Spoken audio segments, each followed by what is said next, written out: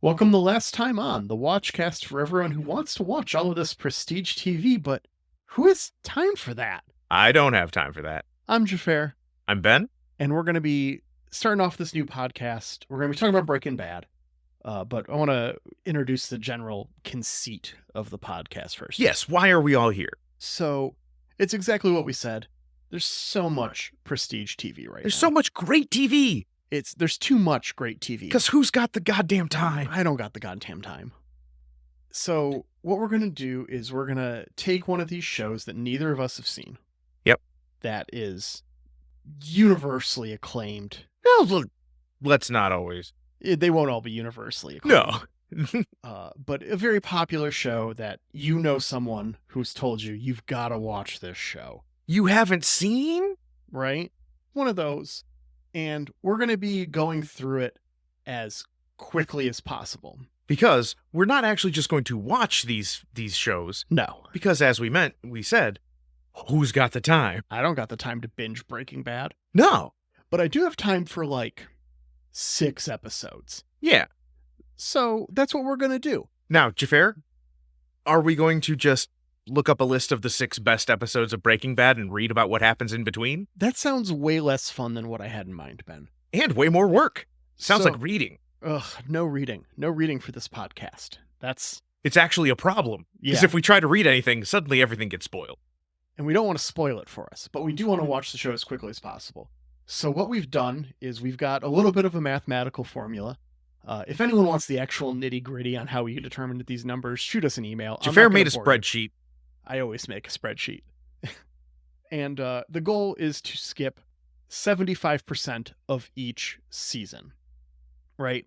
And so we set the numbers, and we came up with a dice roll that we're going to be using. And we're going to watch an episode, make some predictions about where the show is going, roll the dice, and the dice will determine the next episode we watch. Yep. For Breaking Bad, with an average seasonal length of 10 episodes, because Breaking Bad, like a lot of shows in the late 2000s to 2010s, the last season has a 5.5. Mm-hmm. That's bullshit. It's season 6. You did 2 8-episode seasons. Yep. Which is fine. We're not here to shame a show for that. Looking at you, Battlestar Galactica. But we are going to count those 0.5. I guess we're going to round up. And so we have 6 seasons, 62 episodes, 10 episodes for the average season, which means we're going to try and skip 75%. We looked for a dice roll combination that matches that 7.5 episodes, which happens to be 3d4. So that's what we'll be rolling for this show. Yep. So that means we're watching the pilot, rolling 3d4. If you don't know your dice, those are the little pyramid-shaped ones. Caltrops. Yep. And then we immediately jump to that episode. Yep. No watching the in-between episodes, no reading about what happens in the in-between episodes. Just on to the next one. Yep.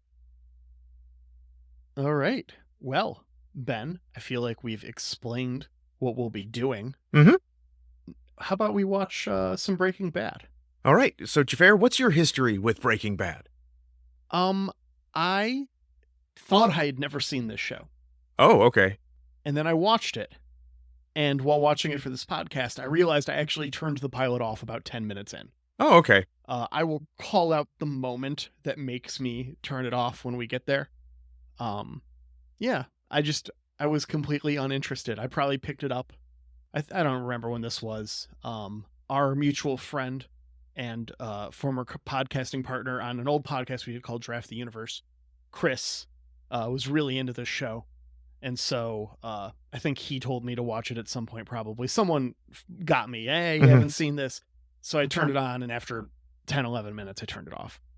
Oh, I fully expected the answer to be none. That's the whole point of the show. But well, all right, there we go. I had two. But I like vividly remember turning the TV off at a certain scene. Fair enough. I know this is one of those shows that I always meant to get around to watching. Mm-hmm. And so now I'm glad to do that at a very rapid pace. Speaking of which, you want to get into this episode, Ben? Yeah. We've got Breaking Bad, Season 1, Episode 1, pilot. Yes.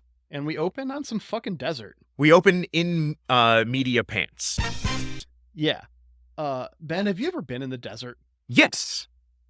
Is it an interesting story, or was it you were in the desert? It's just hot and dry. I almost got by a scorpion in the desert once. Oh, damn. Yeah, I was out hiking in some Californian desert. Probably like 2 hours in between Vegas and LA. Okay. And I was hiking with our buddy Aim Korthos. All right. Hey, Levi, if you happen to be listening to this. And a scorpion kind of crawled out from under a rock and tried to get me through my boot.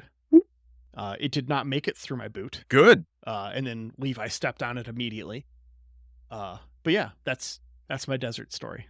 Well, I know one time my uncle, I believe in Mexico, could have been many places. He moved around a lot for subterfuge reasons. That aligns with the scene that we see here. He woke up once with a scorpion pincered onto his nose. Oh no. And had to be like, don't freak out or it will sting your face. Just Bad wait day. for it to let go. Ugh. But yeah, so we have a RV just ripping ass through the desert. This is the worst road trip ever. There are gas masks, dead people, tidy Walter Whiteys, some wet cash, and a video camera.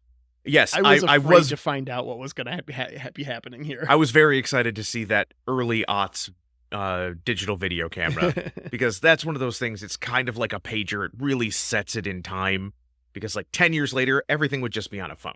Mm-hmm. But here is you can have a tiny digital camcorder just ready to go. We get a little video confessional before Bryan Cranston goes to the road, gun pointed. Presumably, the cop. We hear sirens. We Yes. assume they're police.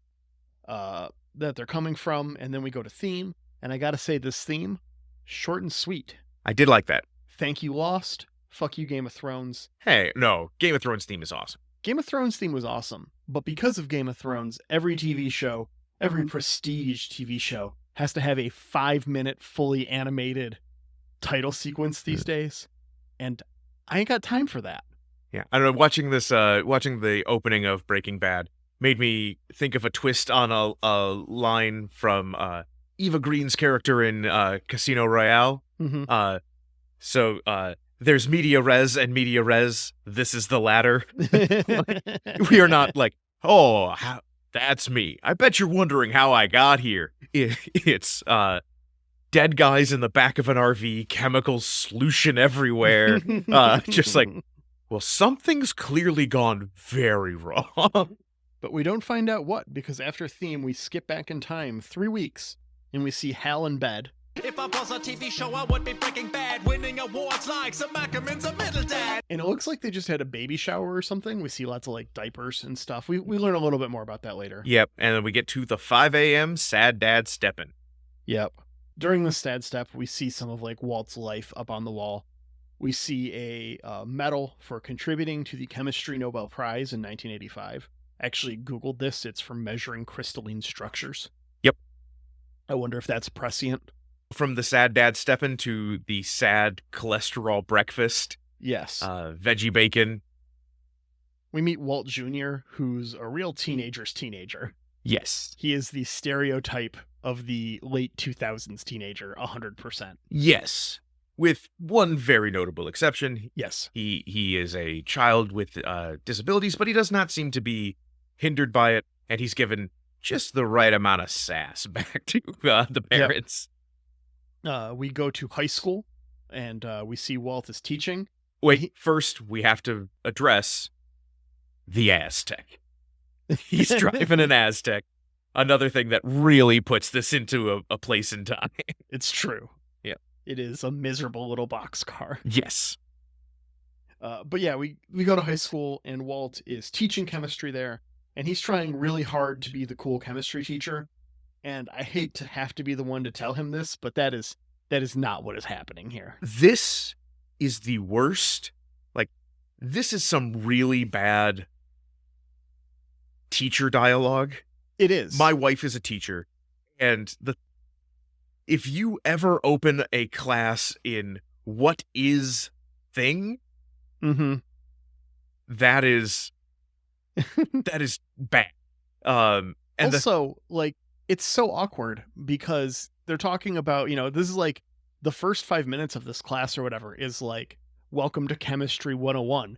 And then it's, but we're on chapter 6 and in the middle of a school year. Yes. So it was impossible to know where in the year we are supposed to be. Yeah.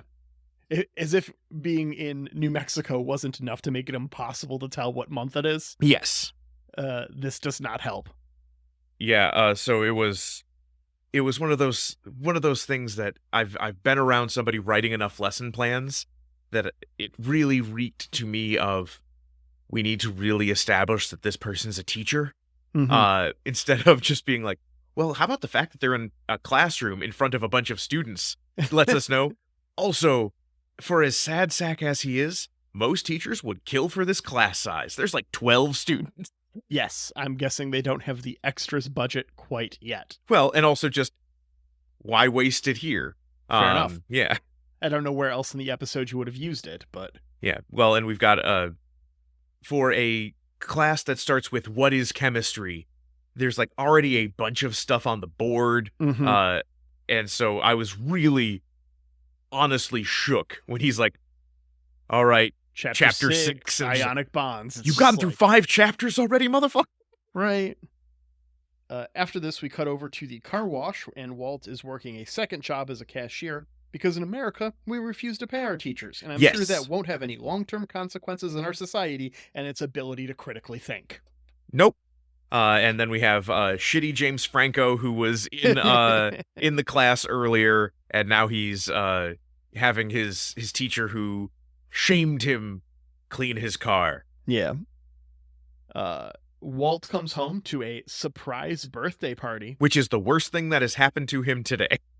And everyone hates each other here, and they play with guns. Yes, this is the worst. This is like, there are bad surprise parties, and then there is this, where it seems like his brother-in-law just brought all of his friends, mm-hmm. and then they could also, it's like, okay, yeah, your birthday party, but we're all getting together to watch my drug bust. This was the moment I remember turning the show off. You know what? That's it. I'm done. Oh, okay. We're 11 minutes in. His brother-in-law toasts him, grabs Walt's beer for the toast. Yep. Drinks Walt's beer for the toast, and then keeps it. Yes. And then he's like, oh, everyone needs to turn on the local news to see my drug bust. Yes. Walt sees all the money, and the initial seed of this whole plot is planted in this moment. Mm-hmm. And he gets an awkward birthday hand job to end the night. Yeah, so the first thing I noticed was we do have the too many pillows on the bed. Walt has to move 3 pillows before he can lay down, and then we get a sad eBay handy. It's rough, yeah. At the car wash, Walt's cough gets worse, and he passes out.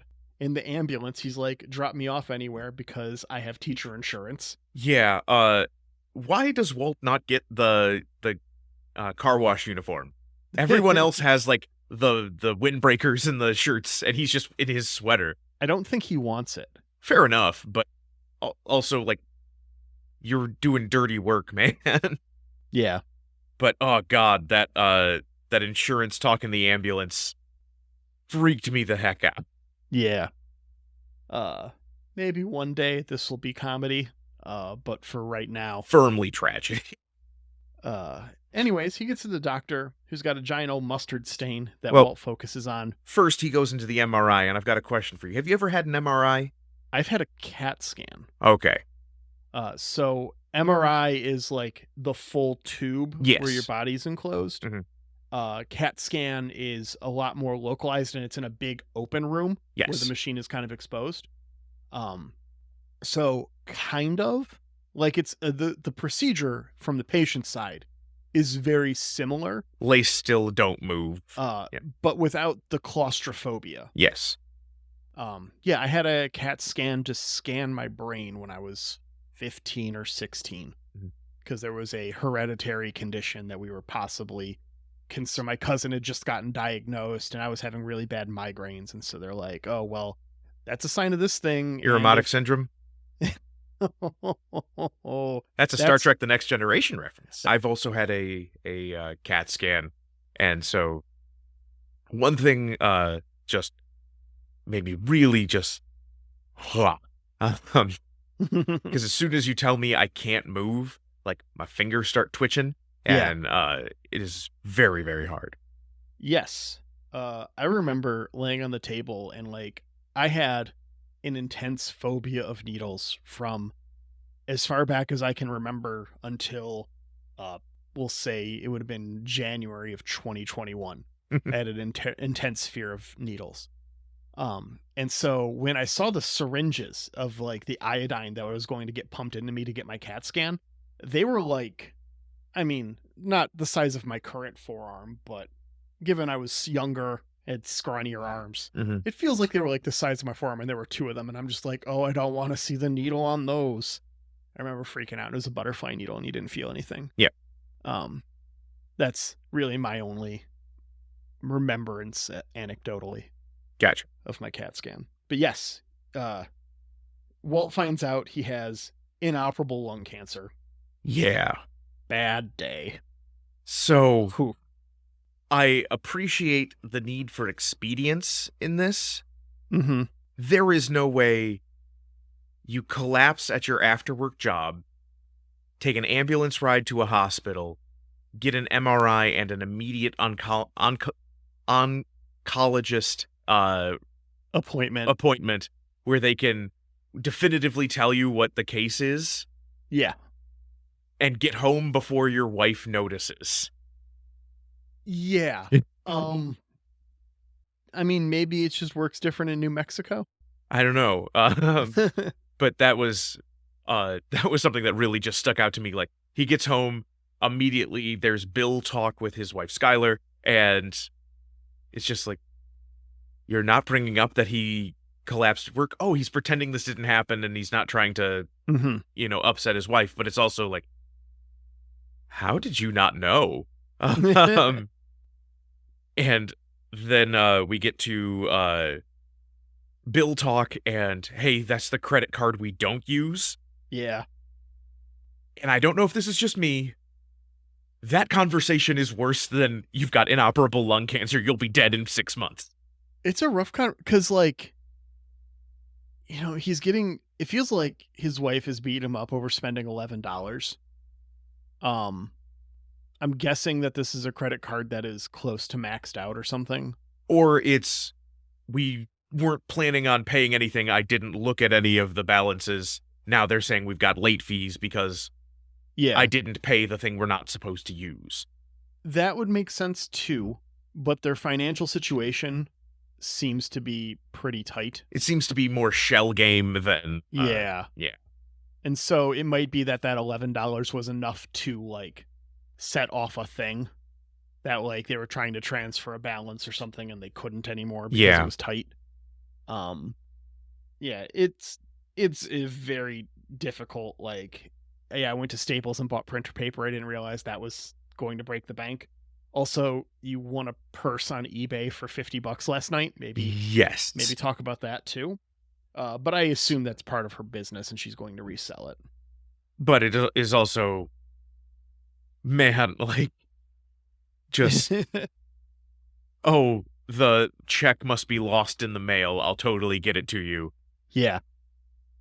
That's rough.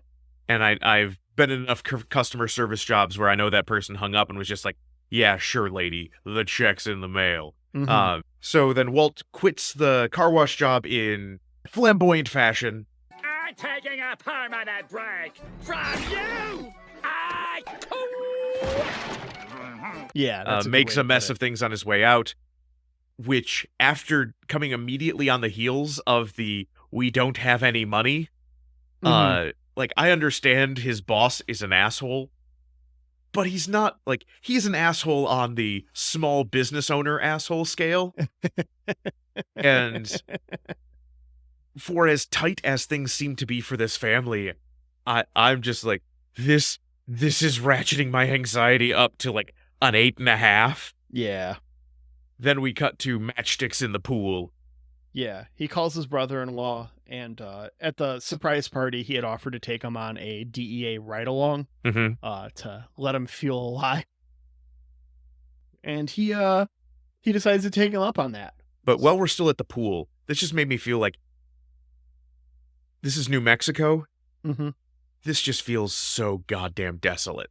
Like, yes, it feels empty and there's nothing there, and he is like, there is nothing alive in his backyard. yes. And he's throwing matches into a clearly neglected pool. Yeah, I'm guessing it's rainwater filled at this point, which in New Mexico can't be much. Yeah. It's very shallow. It clearly hasn't been filled or maintained. Yes. Walt goes with the DEA on his drug bust, and we get some casual DEA racism, ACAB, as they discuss Captain Cook's operation. I wonder if he's got a boat named the Minnow. So one thing I noticed, did you notice what they wait for before they move in on the house? They have to wait for something to get out of the way. School bus, yeah. Why is Walt not at work? We watch a school bus go by. What's going on? Why is he not teaching chemistry? He could have taken the day. Yeah, he might have been burning through a day off. Yeah. Maybe it was after, like, he's a high school teacher, right? High school lets out before the elementary school. Maybe it was an elementary school bus. Oh, so maybe it's afternoon. Yeah. So, like, he's done it like 2:33 and it's like 4:30 somewhere. And the hey, school can you bus save with the your elementary can you kids, save yeah. your drug bust until I'm after work?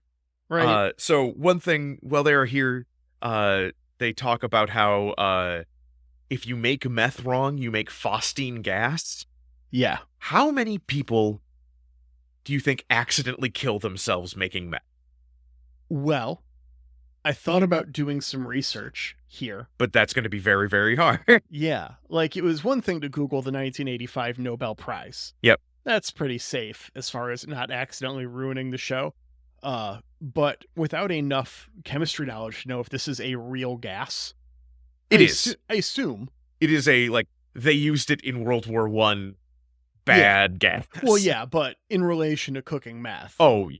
I am sure there is going to be a bunch of stuff that they do wrong on purpose so that you can, like, they're trying to avoid a heat scenario of, hey, if you want to rob a bank, here's how you do it. Exactly. And so I don't want to, like, try and Google details and only get Breaking Bad results and ruin something for myself. Fair enough. But I was very tempted. So, the raid kicks off, and Xhafer, have I ever told you about when there was a meth raid in my hometown when I was in high school? I don't believe you have, Ben. Well, that's pretty rare. Yeah, a story not shared between us, given our 15, 16, yeah, it's got to be your friendship. So, it's not a huge story, but I was definitely reminded watching the DE agents stack up and go into this house. A friend of my brother's came into school late one day, and we were all asking him, hey, why are you late? What was going on? And he's like, couldn't leave my house. Woke up to a SWAT sniper climbing up a ladder outside of my window, where he was now set up on top of my roof, covering a raid of a meth lab across the street. And we couldn't leave our house. Yikes. Yeah. And so it definitely made me feel like that. I'm going to be in the basement behind some concrete. Yeah. Yikes. So yeah, they do this drug bust, and Walt sees one of his students come out of the second-story window of the neighbor's house. Yes, and he falls off the roof, a thing that would have ended the story right there for me.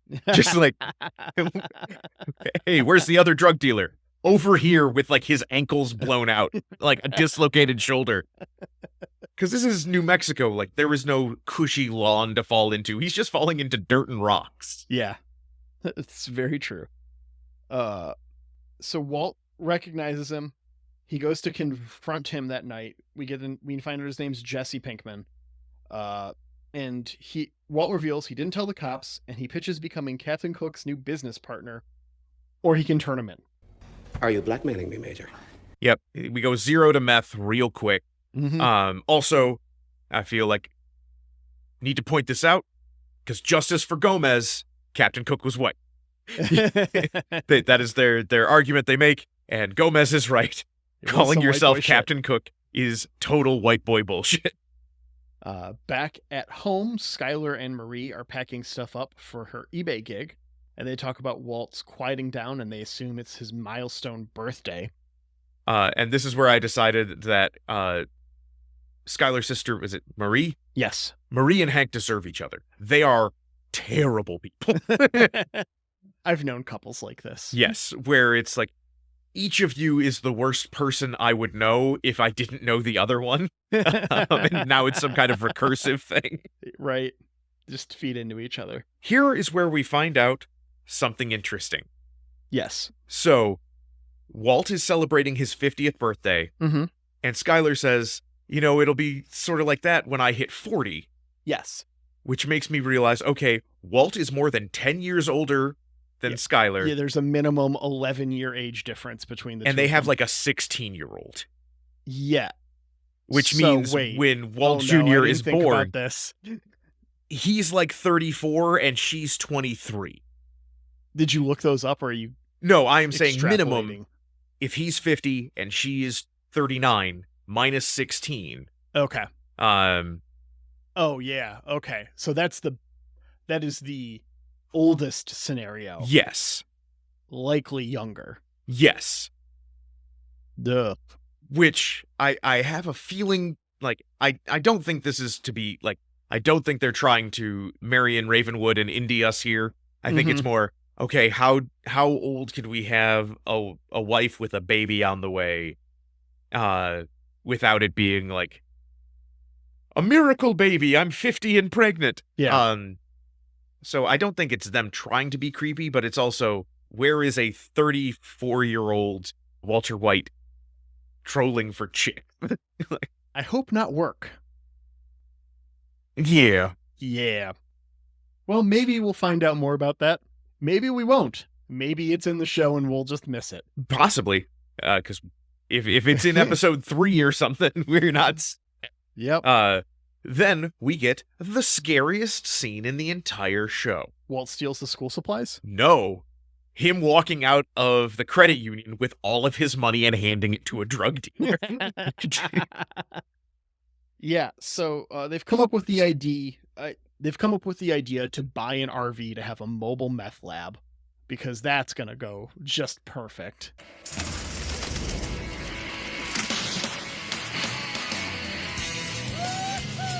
I mean, it's better than it being in one place. They're not wrong. We say this, but we know what happened in the first scene. Yes. We know this goes poorly. Fair enough. We find out Jesse failed chemistry. Yes. He insists that making meth is art, which is a reoccurring gag throughout this episode, and I hope the show. Yeah. Everyone's all like, oh, you're an artist. He's just like pissed off. No, I'm a chemist. This is basic fucking chemistry. And Jesse is like, I throw cayenne pepper into my meth. The chili powder, man. It's just like, don't you smoke, like, you inhaling chili pepper? That just sounds awful. Like, okay, it's meth already. Like, what are our standards of, I won't do this to my body anymore? Yeah. But it's still like, I think this would be unpleasant. I'm not going to try and find out, but it feels like it would be. Yep. Jesse says the name of the show shortly after this, by the way. And it feels more forced than when it did during First Contact.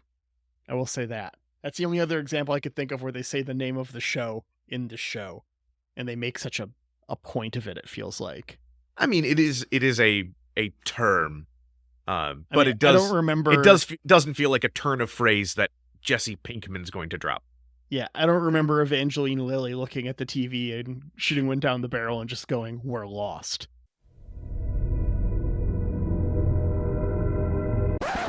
You know, like it's not a common thing. No. Then we get our shopping scene. Before that, there's another line that Jesse says that's just the most quintessential late 2000s for me, where he's like, what's going on? Why did you suddenly break bad? Yep. Are you crazy? Or are 'Cause- you crazy or depressed? Like, Yep. depressed is so much significantly worse than crazy. Well, but I can understand his reticence of, are you just trying to get yourself killed? Mhm. Like, are you doing suicide by meth? Like, are you trying to see how deep into the underworld you can get before somebody shoots you? Because I don't want to be the guy standing next to you when you do that. Fair. After this, we get the aforementioned Walt Jr. getting mocked and Walt beating the shit out of that bully. Yes, a 24-year-old guy pretending to be 17. His ankle taken out by his 50-year-old chemistry teacher, presumably. But we know Bryan Cranston can go toe-to-toe with the Power Rangers. This guy, he means nothing.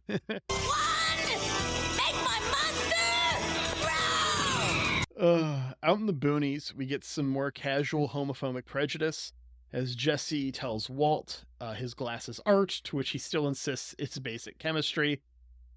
Jesse gets a small piece and goes to meet up with dogfighting Pete Davidson.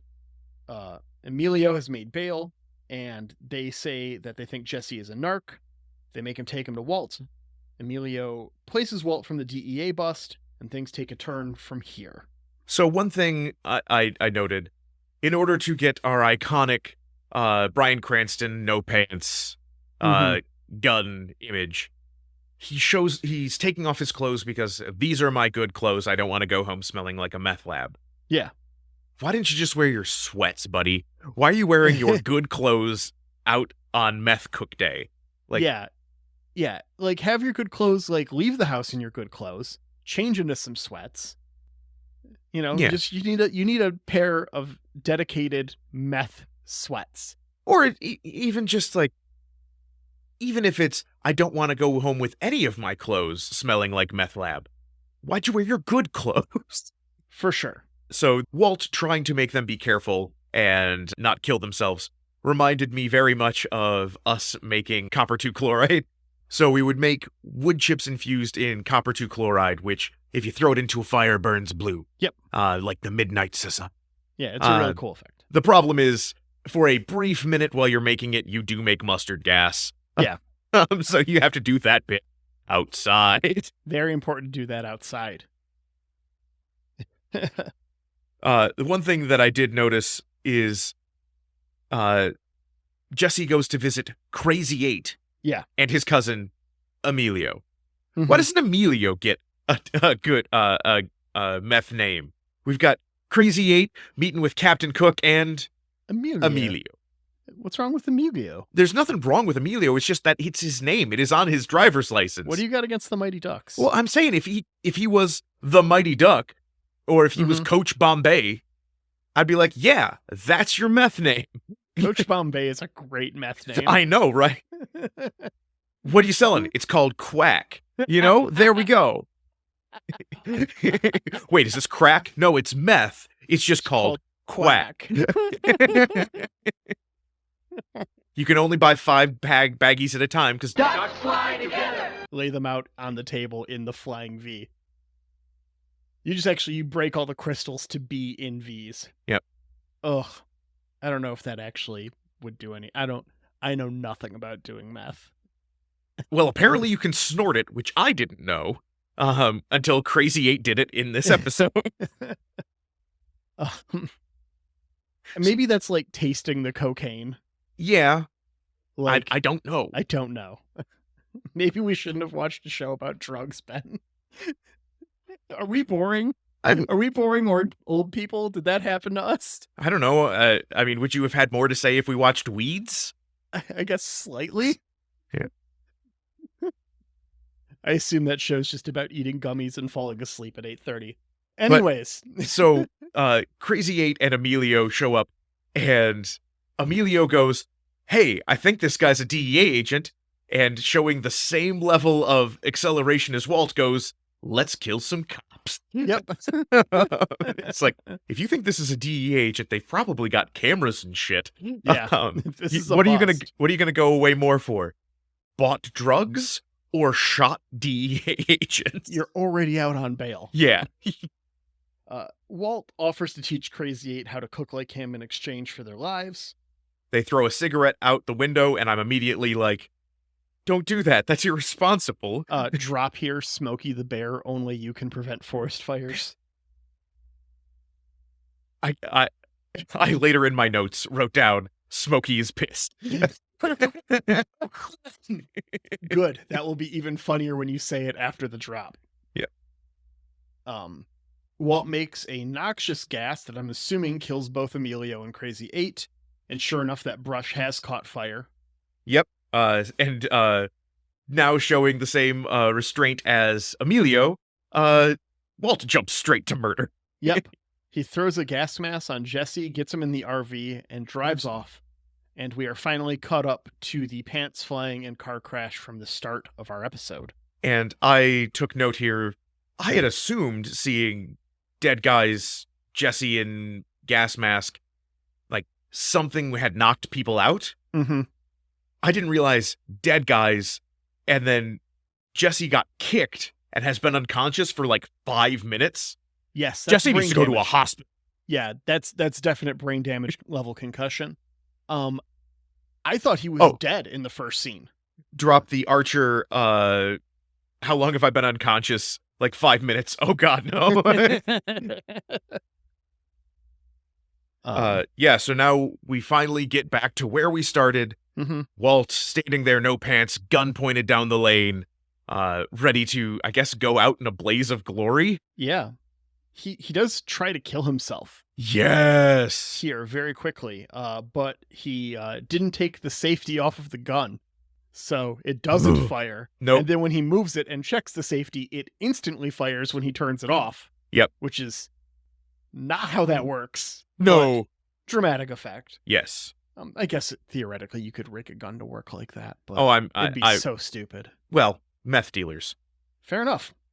And who are those sirens, Jafar? Fire trucks. That fire started like 4 minutes ago. In the middle of the desert, and 3 fire trucks come flying. Yeah, and maybe they've Who got... reported that fire? I don't know. Do But you think that's a plot point, or do you think it's just glossed over completely? I'm guessing it's going to be glossed over completely. But the life story I want to know is, did you notice what was on the back of that last fire truck?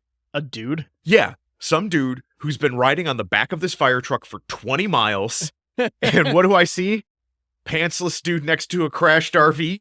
And I'm just like, well, that's not the weirdest thing I've seen today. I'm New Mexico wildlife fire rescue. Jesse regains consciousness, and Walt catches him up. They go to clean up the mess, and we see Walt literally laundering money. Yes, this makes me laugh because you do stuff like putting money into a tumble dryer when it's like, I've got a stack of new bills. Mm-hmm. These were rolls of drug money. Well, they got wet. Well, yes, there but was it'll chemicals and stuff. It'll dry. It was in a plastic bag. We did see money floating around. Oh, in the okay. earlier Maybe the scene. bag popped open. Yeah, But it something did make me think that Walt just got home and like, okay, I've got a bag full of drug money. What do you do with drug money? You launder it. And just threw it in the dryer. Yeah. It's lots of 10s and 20s, which was weird. Well, I'm guessing you pay for one thing of meth with like a 10. I don't know how much a meth costs. I don't know how much a meth costs either. I know people we could reach out to. But that's usually when you have rolls, they're consistent bills though. Well, maybe So the maybe it's a 10s roll and of 20s 10s were and in their own 20s, rolls and they yeah. all got mixed up. Anyways, Skyler admonishes Walt for being cold and silent, and he responds with passion to credits. Yes, we end in the bone zone. And that's our episode.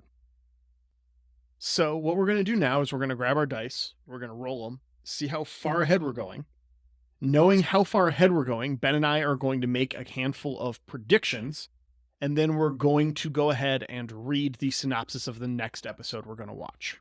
So, if something happens in between, we don't know. All right, we rolled a 7. Which means our next episode is going to be Season 1, Episode 8. All right. So we are jumping a lot. Okay, this is going to be fun. This is statistically an average roll for 3d4. Yep. So 7.5 is the median. So right there. Lincoln, what are you doing up there? Guessing? I guess no one's coming. I have seen into the future. You ruined the prophecy. All right, we're going to make 3 predictions.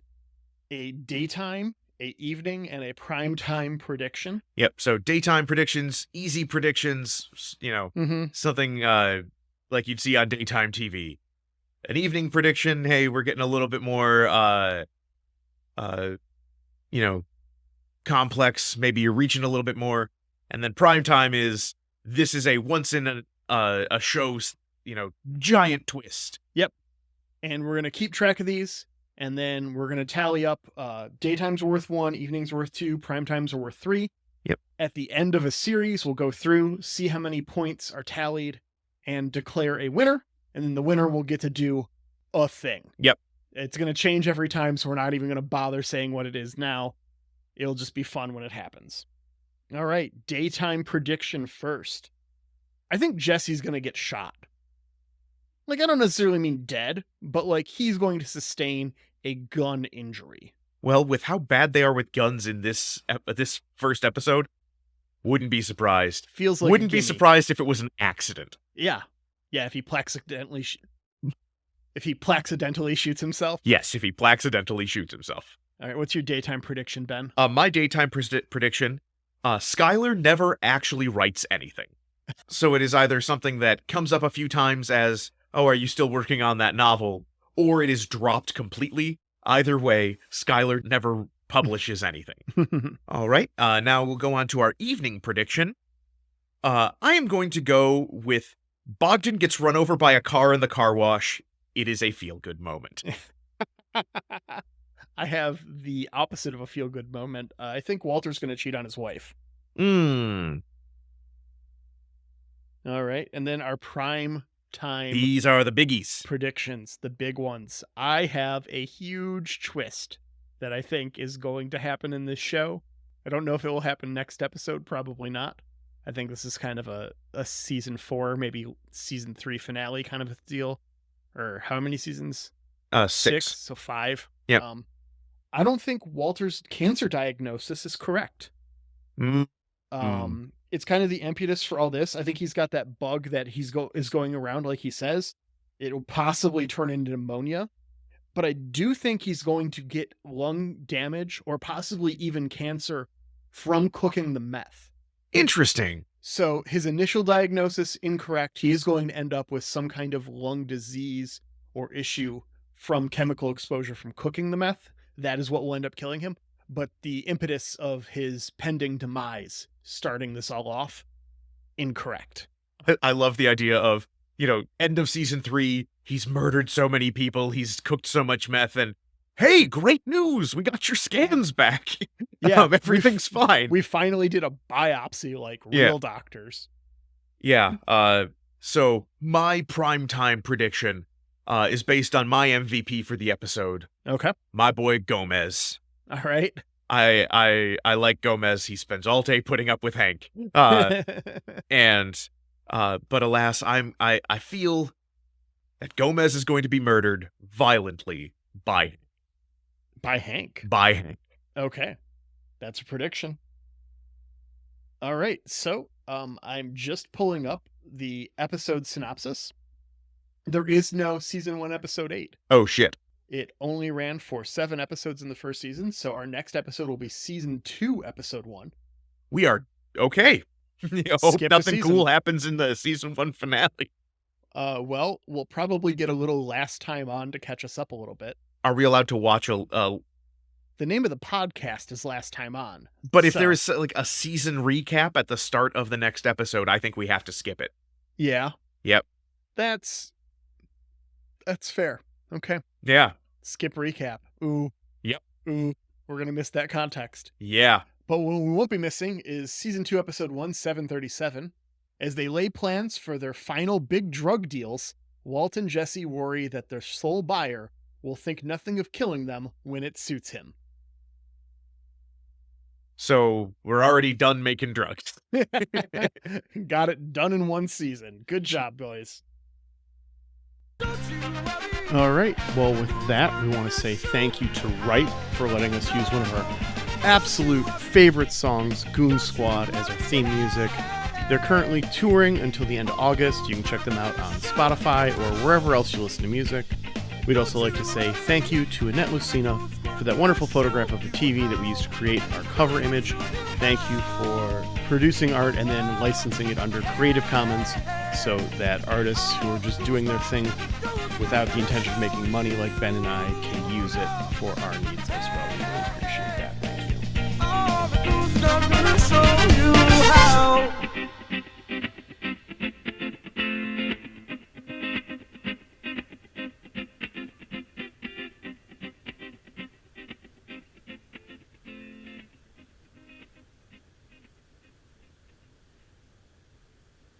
I just cranked you up a bunch. Okay. Well, I'm now all cranked. Call me Jason Statham because I'm crank too. All right. 5 points if you can tell me the name of the character Jason Statham played in the Crank films. Jason Crank. Chev Chelios.